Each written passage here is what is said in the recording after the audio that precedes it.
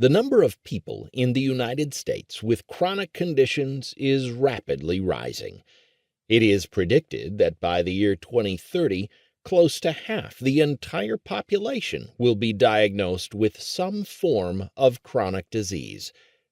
This has many implications. First, it means that more people are getting sicker earlier in life.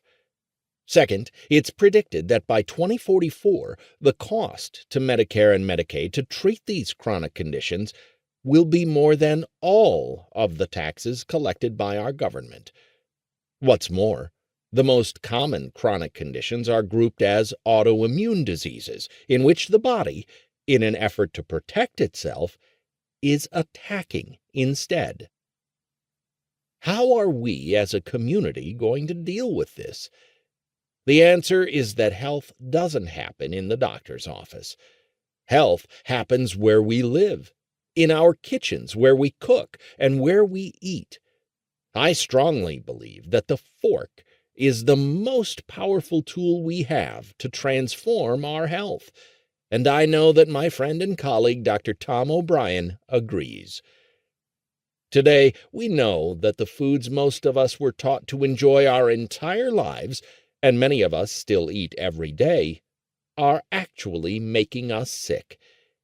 These foods include wheat products, as well as sugar, dairy, and commercially processed fats. Once you can understand this fact, you're going to change your relationship with the foods you're eating, and you're going to feel better. This book provides that lesson. The traditional medical community is partly to blame for the health problems millions of us are facing. When we suggested that the answer to fighting obesity was a low-fat diet, we told our patients to eat whole-grain pasta and bread and margarine. Yet, over the years, we found, in fact, that our advice was wrong, because the exact opposite happened. Low-fat eating wasn't the cure for the obesity epidemic. It was a primary cause. I call the result diabesity.